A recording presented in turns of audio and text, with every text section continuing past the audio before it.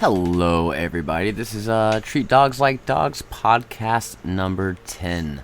And today's a really good one. It's a special one. We had the pleasure of the positive reinforcement crowd coming in and debating me. So, with a precursor to this audio and of the debate is two conversations I had. One about prong collars with somebody in the comments that was asking questions, and another one was a gentleman that came up onto the panel to talk about his two dogs and different behavioral traits that he's noticing. They're important to the conversation or the debate that I had with the positive reinforcement community because they brought both of them up. So I left those conversations in, and then the entire debate that I have in here is just raw, unedited audio. So enjoy it, and we're gonna jump right in. Hi, back. How are you? And Caitlin, she turns into Cujo as they pass by. Bought a prong, but I've never worked in that aspect. First off, we got to make sure the prong collar is appropriate for the dog. And when I say appropriate, I mean is it the right size and the right fitting, right? It should be able to be up close to the top of the neck behind the ear area, and snug there, not too tight. And obviously when they shake their neck, it's going to slip down slightly. It happens to every dog. And you are absolutely allowed to have the prongs having opposite numbers. They don't have to have even number prongs. If it's odd number prongs, I said opposite number. I meant odd number. If it's odd number prongs, it's just going to deem one set of prongs useless, but it can still work. Now, if you're going to use the prong collar, okay, perfect. Okay, so before actually using it, so let's first take into the aspects of how a prong collar works, right? You got the prongs, and the prong collar contracts. Those prongs put pressure around the neck, and the pressure does not feel good. Sometimes it hurts. That's the point, right? Now, the thing about the prong collar is, depending on the behavior, you're not going to have to do the corrections yourself. It will time the correction for you by the dog lunging and then it doing the thing it's built to do, which is contracting and putting pressure on the neck, on the skin where the prongs are. So, if you have it on your dog and you see a car coming, obviously you can do the whole leave it, right? You want to say that. You want to give a word like that, leave it. And then immediately when the car passes by and the dog reacts and gets hit with that prong, they're going to say, oh, that didn't feel fucking good at all. And then they're going to try to repeat the behavior. That really didn't feel fucking good. Maybe I should stop doing this, right? And it's going to be a repetition. It's going to correct itself if the dog is lunging. You're not going to have to do any physical corrections yourself. Now, what you don't want the dog to just be pulling at it at the end of the prong. At that point, that's when you're going to want to loosen it up and do a slight pop. It doesn't have to be crazy to make the dog go flying, because when it's pulling and contracted while pulling, it's not doing what it's meant to do. It's meant to do a quick, here's a contraction, bam, here's the correction.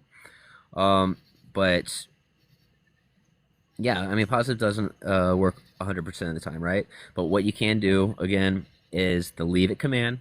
Let the prong do its job so they can associate the leave it as well, classical conditioning in a sense right there. And they can associate the leave it with don't do that, or that didn't feel good. And so that way you can start utilizing the leave it. And then on top of that, don't continuously always do the leave it as well. Sometimes just being quiet.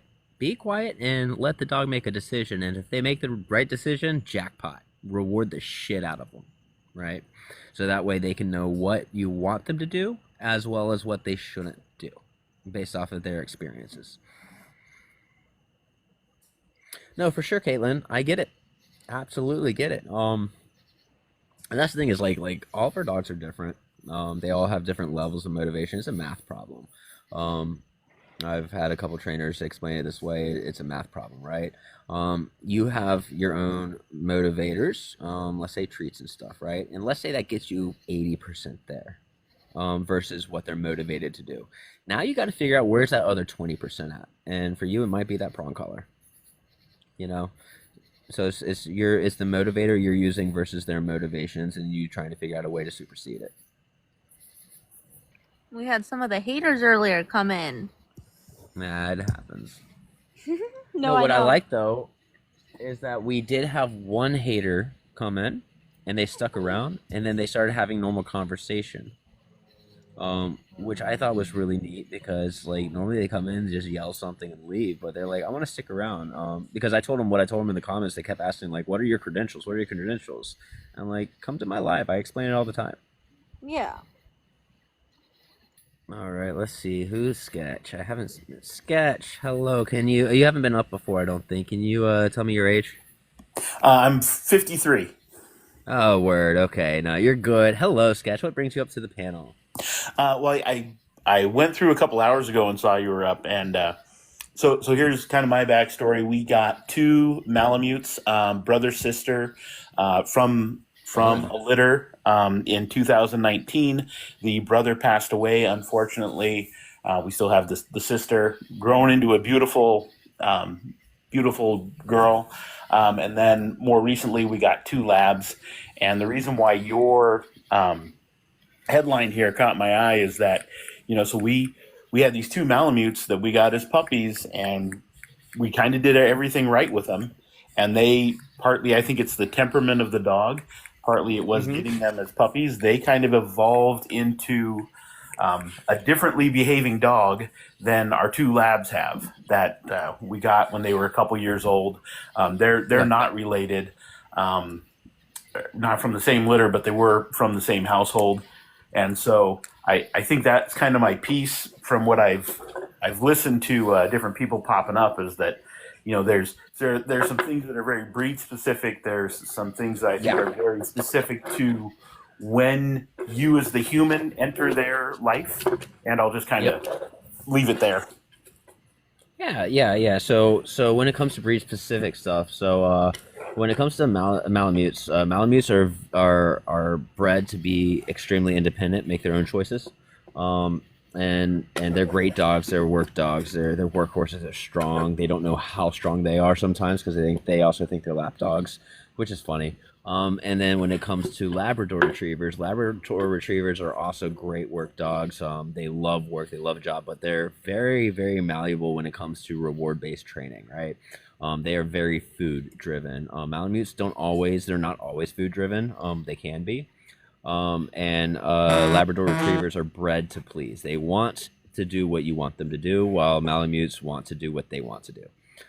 Similar to Huskies in a way, in an aspect. 1 second. Hey, Coach. Hey. I don't know why, but you're not doing that, bud. My husky has decided that he wants to now start learning that eating the water bowl is fun, but it's not. Anyway, so taking them at that understanding is you'll start realizing that that the style of training that you do for the Labradors is not going to be the same style of training that you're going to need to do for the Malamutes, right? And that's really going to help, because one thing might not work for one dog, even the same household. One thing might not work for one dog that does for another. And so understanding the breed's baseline behavior is important. And even within the breed, you might have two very different dogs. Even within the same litter, you might have two very different dogs personality wise within that breed. There's outliers to everything. There's never one size fits all approach to it. But yeah, absolutely, I get it. And when it comes to these, lack of a better word, stubborn breeds, it's a lot of times they have not just their independence, they just have higher level self motivations, right? And so we have to reach them with higher level motivators. What can we use to speak to them how we want to? And unfortunately, a lot of times it's punishments really communicate. And punishments don't have to be corporal punishment. Hitting, you should never really hit your dog. But punishment just means to reduce the behavior, adding or taking something away to reduce the behavior, right?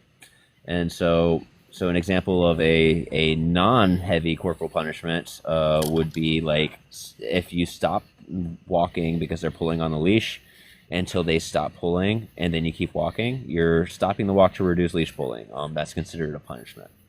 But with Huskies, Malamutes, other types of breeds like that, it's going to be a lot of consistency with the boundaries and making sure that they understand what is acceptable behavior and what is not. And then on top of that, I usually like to do with my own personal dogs when I have them in those breeds is daily training with obedience, even if it's something they already know. It doesn't have to be a long one, 5-minute sessions every single day. When people say that huskies are super vocal, and you see all those videos of them throwing temper tantrums and things like that, that's not because that's how they naturally are. It's because that's how they naturally are when they don't have any boundaries and they don't have a lot of training. Huskies that have a lot of training tend to be fairly quiet dogs, and super awesome and obedient dogs. It's just they got a lot of energy, to let out. But yeah, just different styles of training needed.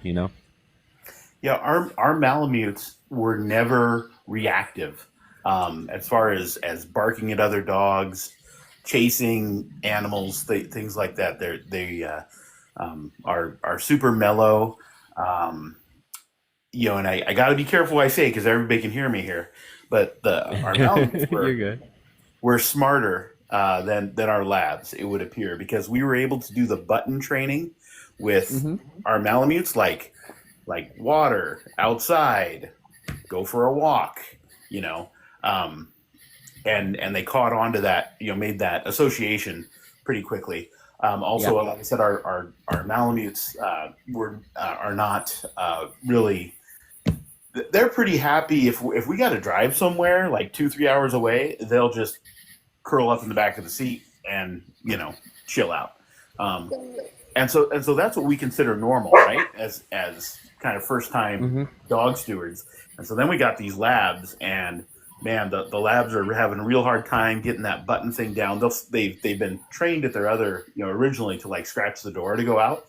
But we don't know if that's potty or if that's want to go for a walk, and they'll, so we've kind of assumed it's potty, but then they go out and they stare at us. So I think sometimes it means I want to go out for a walk, or I just want to be outside. And and they'll bark. It's kind of a 50-50 thing, but they will, if they're out in the yard or if they can see through the window. And again, I say it's like a 50-50 thing. It's not consistent, but they will bark at another dog. They'll lunge sometimes at certain dogs, and it doesn't seem to have any real correlation as far as breed or anything like that when we're out walking. So I guess that's been kind of a frustration for us. And I've also always kind of thought, we had the Malamutes from day one, so they grew to us. Like we said, the only humans they know. You set the boundaries. You made the rules. They understood the rules. They respected you and your boundaries. Yeah, and then the labs are more, whatever you want to call it. Now I want to use the word independent, but and they may just be confused. They may just have gotten away with so much other stuff for so long that they're not used to it. Yeah, absolutely. A lot of times when dog, you said how old are they? The labs? They're a little bit older than our mount. They're like 7. Okay, yeah, and you got them when they were like what you said, 2-ish? No, more like when they were 5. Okay, yeah. So that's like 5 years of somebody else having them and not knowing what they're getting away with, right? So 5 years of repeating behaviors, right? So let's say the lunging thing, right? And that's a self-reinforcing behavior. They're lunging for whatever reason. It could be because they want something to leave them alone, go away, or they're lunging because they just find it fun, whatever the case is, right? But whatever the case is, they're doing it because it's rewarding to them. And an example, let's say they want the dogs they're lunging at to leave, right? You keep walking, the other people keep walking, now that dog's gone, and what your dog is thinking is, I did that. I lunged and they left, right? So it is definitely it's a rehearsed behavior that is self-reinforcing. In order to get a behavior to go extinct is it can't work anymore, right? So when it's stuff like that, that's where the use of different punisher stimuli come into play. Or if the dog is lunging, you can do you can train another behavior. So like for instance, instead of lunging, you put them in a sit, and they're not allowed to be freed from that sit until you allow it, and they're gonna whine a bit and stuff, and it's because they're saying, hey, this is hard, I want to do this thing, this is hard. And every time they break the sit, no, go back and sit, right? We'll reward for the sit, but let them exist in the space. And then once they're not lunging and stuff, then you keep moving on. At that point, they're no longer rehearsing the behavior. So you got to really think about when it comes to those dogs, like what's going on in their head that they find, because that's the basis of dogs. What do they find rewarding, or what do they find not rewarding or aversive, right? And the dogs dictate that. And so paying attention to them and paying attention to their habits and behaviors can really give us a idea of what is going on in their head, and then just acting, us acting as humans to mitigate that in those situations appropriately, to speak to the dog how we want to speak to them. All right. Well, thanks for letting me come up, and I'll try some of that stuff out. We have done Absolutely. They will do better as far as the reactivity with other dogs when we're out in the park or whatever. Yeah. They will go into a sit and stay there, but our issue is like walking past Yep. another dog, which becomes a different thing altogether. So when they do that, I mean, they're getting overstimulated. Most likely, if they're doing fine with the sit and stuff and everything when they're just sitting there, but when they walk past, it's because they're getting overstimulated, right? And it could be like, I mean, Labradors are puppies until they're deceased. So that's how labs are, and so they might just be wanting to play and say hi and stuff, and they're getting overstimulated, like, there's another dog there, yay, And if that's the case, whenever they get into that behavior, use spatial pressure with your body to move them from their lunge to back them up a bit, and then try to put them in a sit, right? Try to. If you need to like cook some steak and put it in your pocket in little bits and stuff to use as a really high level reward, I mean, do that just to get their attention on you and work on engagement. All right. Thank you. Yeah, absolutely, man. Thank you for coming up. Alfred, how are you? Buddy, what's up? Oh, hello. 1 second, Alfred. 1 second.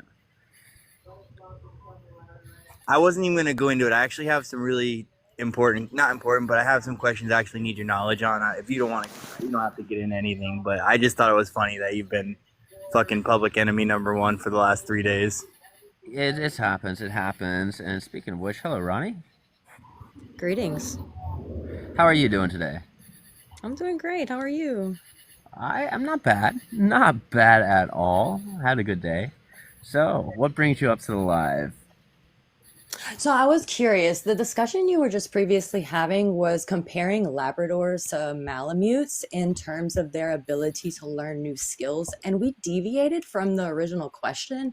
And I wanted to understand your premise on why we went to learning history and the potential of reactivity in the ability to learn new skills. Because when I was listening to the I'm sorry, I Ronnie. Can you forget repeat his that? I name, so wasn't being forgive me rude. there. I wasn't being He rude. mentioned My that his TikTok. Malamutes took to the new behavior really well, but his Labradors did not, and he was questioning why that could be a potential reason. And you asked the age of the dogs that came to him in ownership, which was 5 years old, and that led you to go into a discussion about learning history and a repertoire of behaviors prior to the dog going into their care.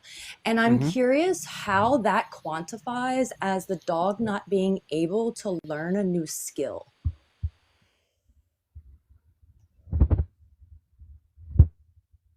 I'm sorry, Ronnie. I had my podcast thing decided to play in my earbuds. What was that very last thing that you said? It was 5 years. What I got was the 5 years, and then it got me into the learned behaviors previously, and then I couldn't hear the rest because my earbuds messed up for a second.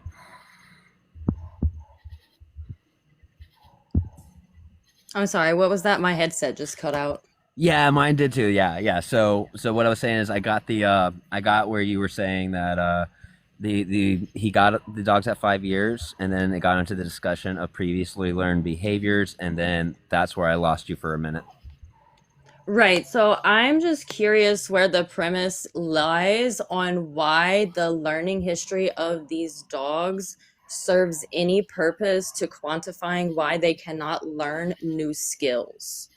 I never said they couldn't learn new skills at all. I was just Right, talking. but right, that's fine. But what I'm just trying to understand is why did we go into a discussion about previous learning history without addressing the complexities of learning new behaviors of what the buttons entail? Why those dogs could potentially be struggling with that behavior. Why did the learning history have anything to do with that response? Because he came up with numerous different things that he was having problems with his dogs, and we were just discussing dogs in general. Dogs had a baseline, and that's what I wanted to talk about. He asked specifically why his Labradors cannot learn new behaviors with the buttons in comparison to his Malamutes. That was a very specific question. That's a new behavior. That's not generalized. So he didn't ask any questions. He said, "This is what I have been, what's been going on with me and my personal dogs, and what the entire spectrum of what's been happening." He didn't ask any questions, and that's why I started talking about whatever I wanted to talk about, because there was no specific question there. Okay. Mm-hmm. So I feel like learning, like you said, baseline about the dog's behavior, right? So preconditioned behaviors is what we call them. I think it's super important, regardless of what new. Alfred, you cut out Can you hear me? barely.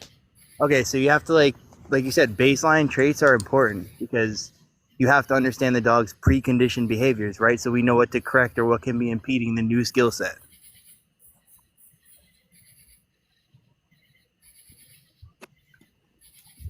I don't necessarily agree with that. Well, I mean, if you don't know a behavior, how can you correct it? It's like anybody. If something's going wrong, I don't need to try to correct encompass- behaviors, especially if I'm training a new skill. So I'm dealing with a blank canvas. So if I'm not seeing a correct behavior in something I'm trying to teach, then there's something wrong with the way I'm communicating to teach the skill that I'm trying Okay. to get the dog to do. So that's where the problem is with the baseline between me and you, Ronnie. You're trying to work with a brand new skill, brand new behavior, and things like that, because that is where your specialization is.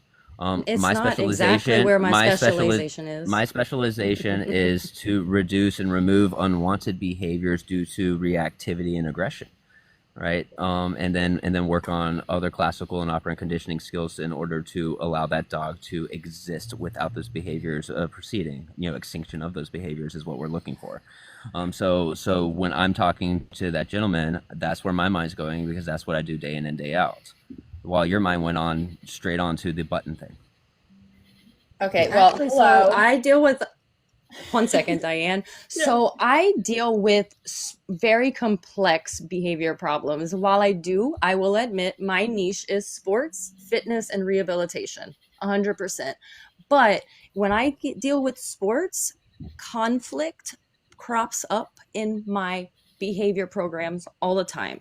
So yes, learning history has a lot to do with it. But if I'm teaching a new skill, it doesn't matter what the learning history was previously. I'm going to address the emotional state that is occurring with the skill and that I'm teaching, and making sure that the communication I give to the dog is effective to that goal. Okay, great. Great, that's good. Do you know what that means, Patrick? Yeah, I absolutely do know. I do know.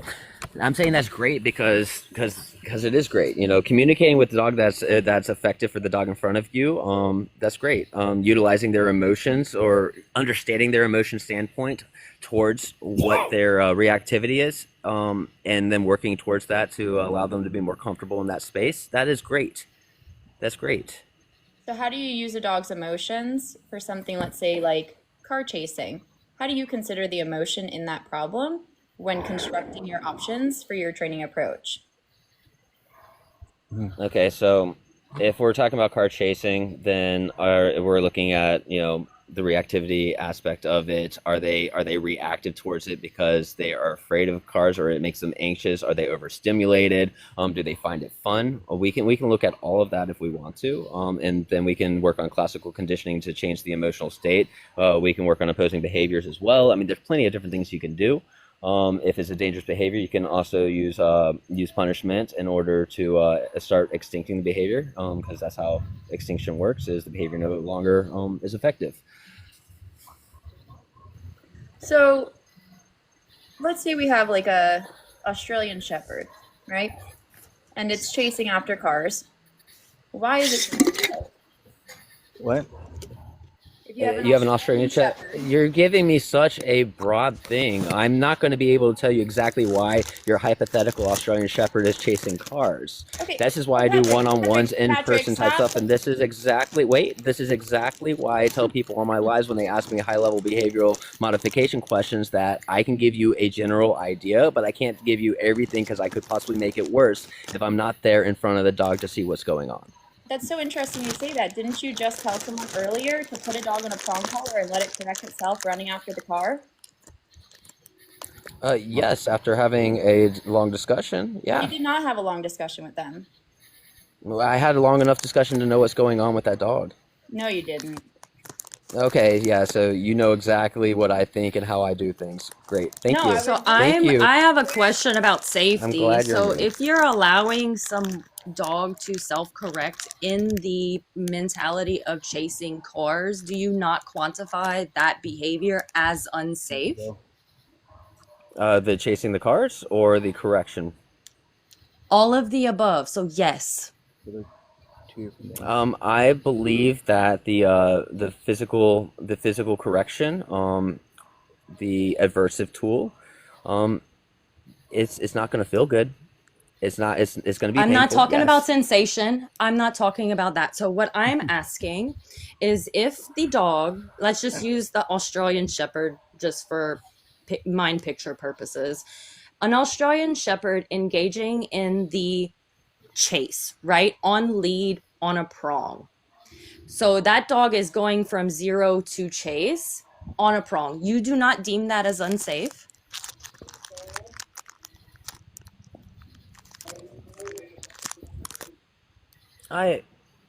Sure, I'll deem it as slightly unsafe, but a hell of a lot more safe than if they're on the flat collar.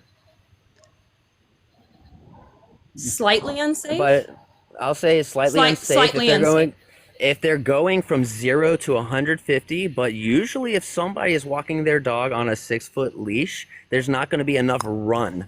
There's not going to be enough run on that in order for it to heavily damage the dog on a prong collar, first off. Secondly, it's a hell of a lot more dangerous for the dog to rehearse lunging at a car. So I much rather have the dog be corrected with a prong collar than get flattened in the road.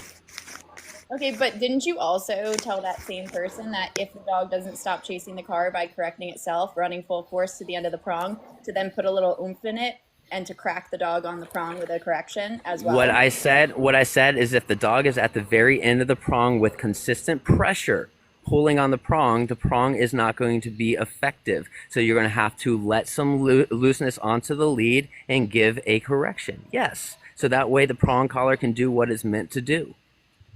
So wouldn't that mean, though, that the dog's not running directly at the car, it's just at the end of the leash? Where? So that dog isn't going to run in front of the car. It's not running full force 0 to 150, so why are we choosing to correct that without trying anything else first? So usually when people revert to using aversive tools, it's because they've tried all the other things first. Okay, but you didn't tell them to try anything else first. You told them to resort to the tool first. Can I ask? So are you talking about because they said that their dog goes Cujo real quick? That dog? Because that I want to was know pretty on much what word for behavior word. analysis platform we use the word Cujo as a description of behavior. No, I'm talking about what the person said Cujo as a descriptive term on how they are assuming the dog is acting, right? Yeah, that's fine. As a professional, I feel like you could quantify that and Yes. define that as a better defining term than Cujo. So can you explain what that means? We should have asked the client what it meant. Facts. Okay. All right. So, continue. No, Because I I know, want you to y'all want to continue. come up here and do a bunch of gotchas. Continue. No, I'm not Because doing a first, gotcha. wait. First, we were talking about the prong collars going full to 180 to the end of the prong, or 150 degree. Just keep going, right? I never even said numbers. You put numbers, by the way. I'm just going to throw that out there. Okay, you went from 0 to full speed, okay? And I said from 0 to 150 miles an hour, whatever, who cares, right? Semantics. No, this is actually next, correct. If you're going to quote me, make sure you do it right, because that's disingenuous. Then you talk about how the dog is at the very end of the prong collar pulling towards the car, which is still a dangerous behavior that doesn't need to happen. So therefore, you should correct the behavior, punish the behavior, so it starts extinction of said behavior. Okay, I have a question, Patrick. Under what circumstances, what level of a dog being overly interested in or overly stimulated by cars, in what scenario would we maybe not use a punisher? When the dog is motivated by something that is not a punisher. So why didn't you should know this already. You should know this already that when it comes to dog training, it's all about the dog's motivation versus the motivators we use. If the dog's motivation supersedes the motivator we use, then it's not going to work and we have to go to something else. So you should already know this. The person who asked that question, why didn't you cover asking them about any of their dog's other motivators? Because they were specifically asking me about the prong collar. That's why. But why didn't you ask about the other motivators that you could harness to use to change behavior? You didn't even follow Lima protocols in this scenario. I'm not a Lima trainer. Sorry, Ronnie. So you're a compulsion trainer. You're a compulsion trainer. I'm a balance trainer. Yes, you went from that's zero. Not a balance trainer. That's not a balance trainer. Balance trainers use positive reinforcement to harness the motivation of the dog. No, you do. But just because you use positive reinforcement as coercively, you could be coercive with food. Do you think that you're not coercive with food? Do you think that all dog training is manipulation? Because that's what it is. We're manipulating the dog using operant conditioning and classical conditioning. If you're using food, you're coercing the dog. It doesn't matter how you want to fucking say it. I'm not even going to bother responding to that because that is so semantics that it's ridiculous. You know what? And you're coming up here with all of your semantics, man. Like, come on. No, it's not. You're coming up to my live trying to do a gotcha. It's not a gotcha, Patrick. It's what you fucking said. A gotcha would be manipulating or coercing you into saying something stupid. You said those stupid things all on your own. Now you have to own them.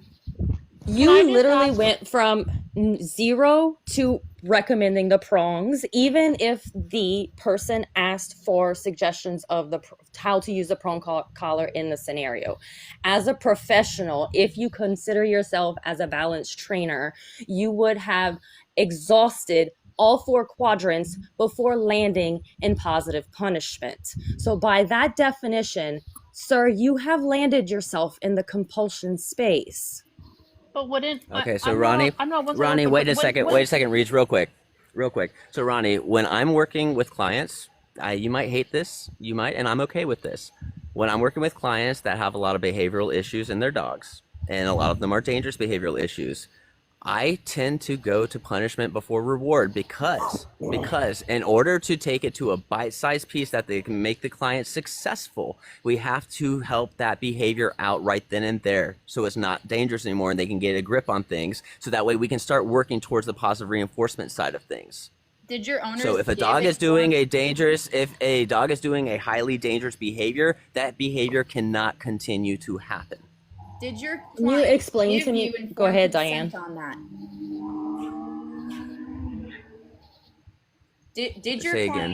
Did your clients fully understand the other options that could possibly be available to them? Yes, because most of my clients have gone to numerous trainers before they go to me, and the dogs are on their deathbed waiting for somebody to come and help them. Bullshit. That's why I get hired. Bullshit, fine. That's great. You can say bullshit all you want.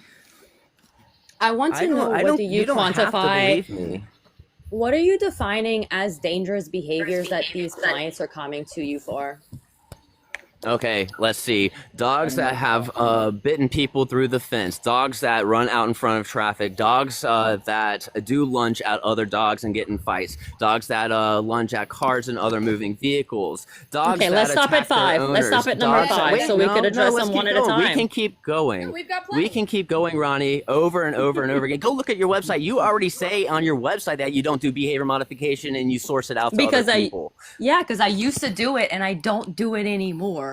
Because why I is that? focus on sports. Because I focus on sports. I have a niche now. That's why. I mean, Yeah. So Be let's honest talk on the about those website of first where we're 5. Let's talk about the first 5, okay? So if we want to talk about dogs biting through a chain link fence, right? So because if we Not are a chain dog's link biting, fence. This what is are they you biting can through? go look at my pin videos. Like, you haven't even looked at my videos to see what I'm talking about. Exactly. Go look at 'cause my I pin don't wanna waste videos. my Yeah, time exactly. on So your you're going to content. fucking come up here, Ronnie, and you're going to come up here very misinformed about me, Ronnie. Not doing any type of fucking research, Ronnie. And then you're going to sit here and tell me how I am? Get the fuck didn't out of tell- my life. I didn't tell you anything, Patrick. It seems like you're really upset. I'm asking about the Here, I'm going to get y'all out of my lives because I am wow, not going to Patrick, what a sit cop here. out. What a cop out. Cop out. Because tired that, of it. yeah.